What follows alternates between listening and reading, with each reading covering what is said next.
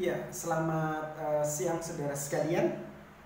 Saya akan menjawab beberapa pertanyaan terkait dengan pembuatan bab 2 dari skripsi, yaitu tentang kajian teori, kerangka berpikir, dan pengajuan hipotesis.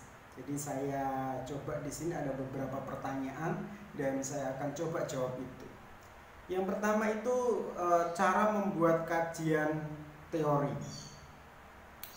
Jadi bagaimana cara membuat kajian teori? Memang kajian teori dalam bagian ini harus berdasarkan pada teori yang sudah ada atau teori yang sudah dicetuskan oleh para ahli. Jadi pada saat saudara membuat kajian teori, teori itu sebenarnya harus sudah ada dan itu sudah dibuat oleh para ahli. Oleh karena itu, waktu saudara bikin kajian teori itu, misalnya ya, saudara bikin tentang kompetensi, misalnya begitu.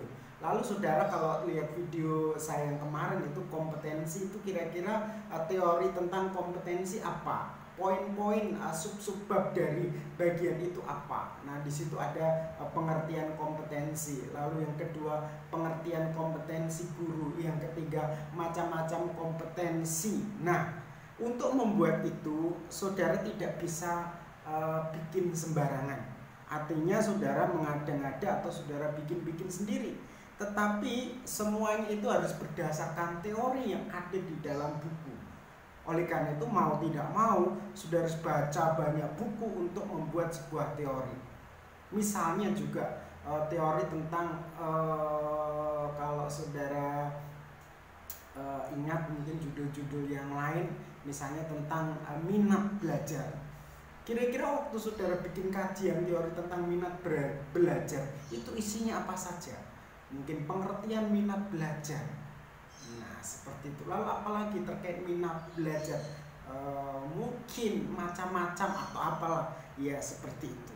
Jadi intinya dalam bagian ini, waktu saudara bikin kajian teori, saudara harus punya landasan yang benar, dan itu berasal dari buku-buku. Saya tidak menganjurkan saudara ambil dari internet atau dari blog di internet, karena itu data-datanya kemungkinan memang belum valid.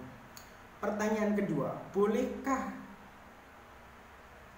bolehkah data yang kita pakai di kajian teori itu hasil wawancara? Saya sarankan jangan. Jadi kalau saudara bikin kajian teori, lebih baik jangan pakai wawancara.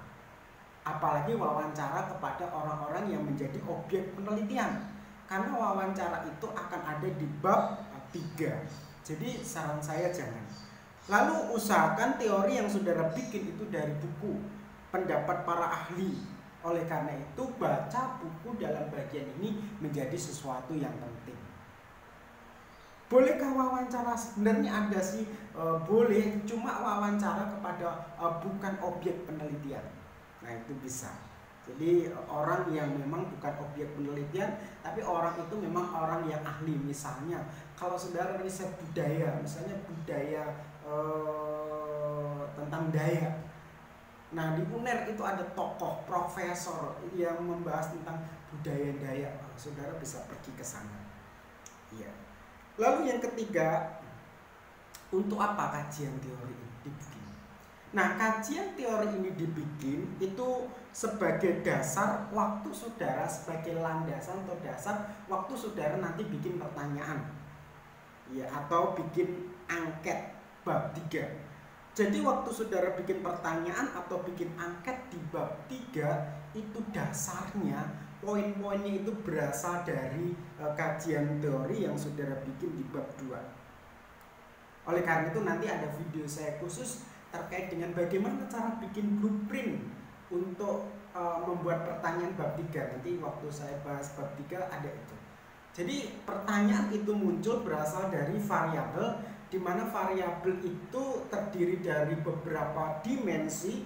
Dimensi itu terdiri dari beberapa indikator. Nah, pertanyaan itu diambil dari indikator itu. Ya, itu. Nah, Itu tentang kajian teori. Lalu yang kedua itu ya pertanyaan tentang kerangka berpikir. Apa itu kerangka berpikir? Di video saya kemarin sudah saya jelaskan. Jadi kerangka berpikir itu berbicara tentang alur skripsi. Bagaimana skripsi itu akan berjalan berdasarkan kerangka berpikir itu. Misalnya kalau saudara studi pengaruh X terhadap Y, berarti itu menjadi kerangkanya bahwa nanti dalam skripsi saudara itu saudara akan membuktikan seberapa jauh atau seberapa pengaruh X terhadap Y. Jadi kerangka berpikir ini memang berbicara tentang hubungan antara variabel X sama variabel Y. Yang inilah menjadi pokok bahasan dalam skripsi. Biasanya memang itu sesuai dengan judul skripsi. Misalnya judul skripsinya pengaruh, misalnya ya, pengaruh kompetensi terhadap minat, misalnya begitu. Berarti yang dibahas di kerangka berpikir itu nantinya yang pertama itu kan ada tiga alinea, nanti kita bahas itu akan dibagi di situ. Iya.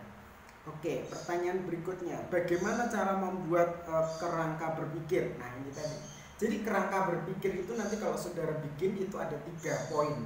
Yang pertama itu adalah ringkasan kajian teori, menjelaskan variabel X dan variabel Y. Lalu yang kedua itu adalah fakta-fakta di lapangan terkait dengan hubungan variabel X sama Y. Lalu yang ketiga itu memang ya hipotesis. Jadi misalnya kalau saudara membuat kerangka berpikir, misalnya pengaruh kompetensi terhadap kinerja, berarti di alinea pertama saudara akan membahas tentang apa itu kompetensi. Nah, seorang dosen atau seorang guru harus memiliki kompetensi. Karena apa kompetensi ini penting? Kompetensi itu ada 4 dijelaskan. Nah, dengan memiliki kompetensi yang baik diharapkan dapat mempengaruhi kinerja dengan baik. Kinerjanya apa? Dijelaskan di sini. Nah, alinea yang kedua dibahas mengenai dalam fakta nyatanya gimana dalam objek penelitian. Nah, ternyata para guru belum memiliki kompetensi yang baik. Karena apa? Karena mereka tidak membuat silabus atau apa. Lalu yang kedua terkait kinerja, mereka mungkin juga tidak memiliki kinerja yang baik, misalnya begitu. Berarti itu nanti hipotesisnya adalah pengaruh kompetensi terhadap kinerja kurang atau tidak signifikan. Atau mungkin mereka memiliki kompetensi yang sangat baik dan ternyata kinerjanya juga baik, sehingga nanti hipotesisnya adalah pengaruh kompetensi terhadap kinerja sangat signifikan. Iya, saya rasa itu terkait dengan kompetensi. Jadi waktu saudara bikin kerangka berpikir itu ada 3 hal, 3 alinea. Alinea pertama membahas tentang teorinya, variabelnya, bagaimana saudara menjelaskan variabel X, variabel Y. Lalu yang kedua itu saudara akan membahas tentang fakta nyata di lapangan seperti apa. Lalu yang ketiga itu berbicara tentang hipotesis. Ya, saya rasa itu terkait dengan bab ini. Jadi kajian teori ini penting. Jadi saudara harus sungguh-sungguh mengumpulkan banyak buku supaya saudara bisa bikin kajian teori yang sangat baik. Sehingga akhirnya ini akan menolong saudara nanti waktu bikin bab 3 khususnya terkait dengan angket dan pertanyaan untuk wawancara. Tuhan memberkati.